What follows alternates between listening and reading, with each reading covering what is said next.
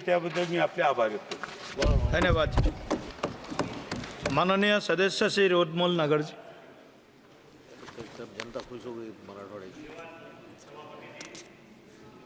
भारतीय अर्थव्यवस्था में डेयरी और पशुपालन के क्षेत्र की भूमिका को बढ़ावा देने के लिए सरकार द्वारा कई कदम उठाए गए हैं, जिसमें ग्रामीण आय में वृद्धि करने तथा कृषि विविधीकरण का समर्थन करने में पशुपालन के महत्व पर जोर दिया गया है. पशुपालन और डेयरी विभाग ने प्रति पशु उत्पादकता के सुधार के लिए पिछले 10 वर्षों में अनेक महत्वपूर्ण काम किए हैं. पशुधन क्षेत्र भारतीय अर्थव्यवस्था में कृषि का एक महत्वपूर्ण उपक्षेत्र है. यह वर्ष 2014-15 से 2023-24 के दौरान स्थिर कीमतों पर 8% की चक्रवर्ती वार्षिक दर से ये आगे बढ़ा है. कुल कृषि और संबद्ध क्षेत्र में पशुधन का योगदान सकल मूल्य वर्धन स्थिर कीमतों पर 24% से बढ़कर 31% हो गया है. डेयरी का राष्ट्रीय अर्थव्यवस्था में 5% योगदान है और 8 करोड़ से अधिक किसानों को प्रत्यक्ष तौर पर रोजगार मिल रहा है. भारत दूध उत्पादन में प्रथम स्थान पर है और वैश्विक दूध उत्पादन में 23% का योगदान देता है. पिछले 8 वर्षों में दूध उत्पादन में 51% की वृद्धि हुई है, जो 23-24 में लगभग 225 मिलियन टन तक पहुंच गया है. महोदय, माननीय प्रधानमंत्री जी की प्रेरणा से हमने भी एक नवाचार किया था. 2017 में 12 समूह की बहनों के साथ बैठ करके एपीओ के अंतर्गत Malav dairy farmer producer company बनाई. 12 महिलाओं से आज उसमें 37,000 महिलाएं जुड़ी हुई है. 37,000 और 21-22 लीटर उस दिन दूध था. आज 45,000 लीटर दूध है. 85 करोड़ का उनका टर्नओवर है.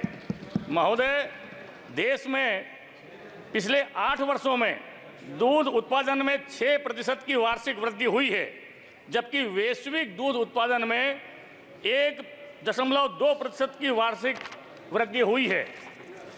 राष्ट्रीय गोकुल मिशन अंतर्गत राष्ट्रव्यापी कृत्रिम गर्भाधान के तहत 5 करोड़ 71 लाख से अधिक पशुओं को शामिल किया गया, जिसमें 3 करोड़ 74 लाख किसानों को लाभ हुआ है.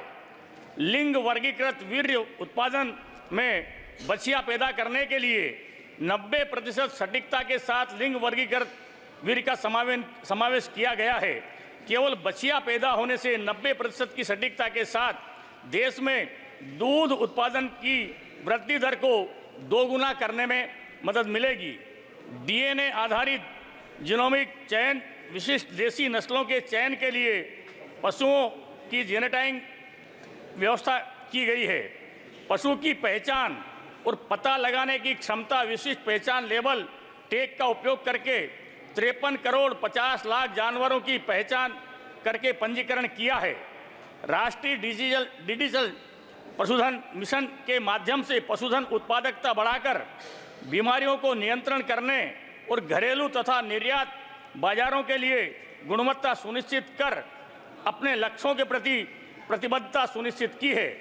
बात चाहे राष्ट्रीय पशुधन मिशन के तहत पोल्ट्री फार्म, भेड़ एवं बकरी नस्ल गुणन फार्म एवं चारा इकाइयों की स्थापना के लिए व्यक्तियों या एपीओ या अन्य प्रत्यक्ष सब्सिडी प्रदान करने की हो, या डेयरी सहकारी समितियां और किसान उत्पादक संगठनों को सहायता देकर प्रतिकूल बाजार स्थितियां या प्राकृतिक आपदाओं के दौरान डेयरी सहकारी समितियों की सहायता के लिए साफ कार्यशील पूंजी का ऋण प्रदान करने के लिए नस्ल गुणन फार्म की स्थापना के लिए निजी उद्यमियों को पूंजी के लागत पर 50% या अधिकतम 2 करोड़ की सब्सिडी का प्रावधान सरकार ने ग्रामीण अर्थव्यवस्था को गति प्रदान करने के लिए किया है.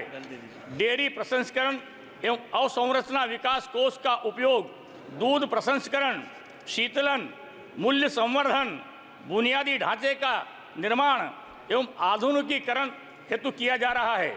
पशुपालन अवसंरचना विकास निधि से डेयरी एवं पशु चारा संयंत्र एवं नस्ल सुधार प्रौद्योगिकी के लिए निवेश को प्रोत्साहित किया है।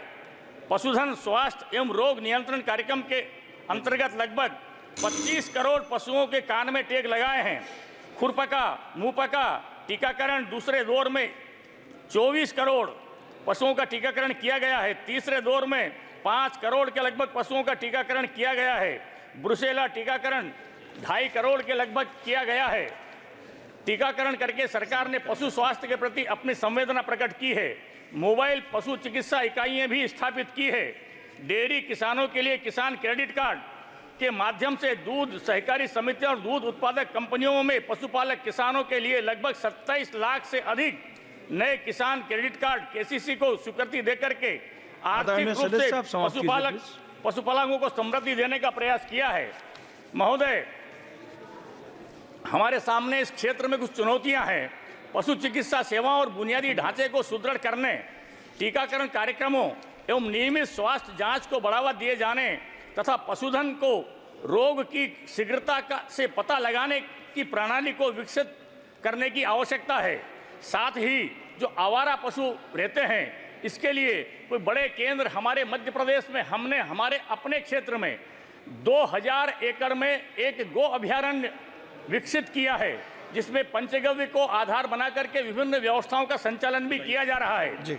उच्च गुणवत्ता वाली चारा फसलों को खेती को बढ़ावा देकर हाइड्रोपोनिक्स तथा साइलेज उत्पादन जैसी आधुनिक तकनीकों को प्रोत्साहित करने के साथ गुणवत्ता युक्त चारे की निरंतर आपूर्ति करने के लिए प्रसंस्करण इकाइयों की स्थापना करने एवं हाइड्रोपोनिक्स तरीके से पोषक तत्वों से भरपूर जल का उपयोग करके मृदा रहित कृषि विधि से साइलेज उत्पादन में पशुधन के चारे के लिए उच्च नमी वाला चारा फसलों को किण्वित और संरक्षित करने की आवश्यकता है। अतः श्रीमान से निवेदन है कि पशुधन फार्मों, डेयरी प्रसंस्करण इकाइयों के साथ पशु चिकित्सालयों का उन्नयन एवं आधुनिकीकरण, उन्नत प्रौद्योगिकियों को बढ़ावा देकर अनुसंधान एवं विकास में निवेश करके सहायक नीतियों के साथ उन्हें लागू करें, जिससे पशुपालन एवं डेयरी उद्योग को और अच्छा रोजगार मिले। बहुत बहुत धन्यवाद। धन्यवाद जी।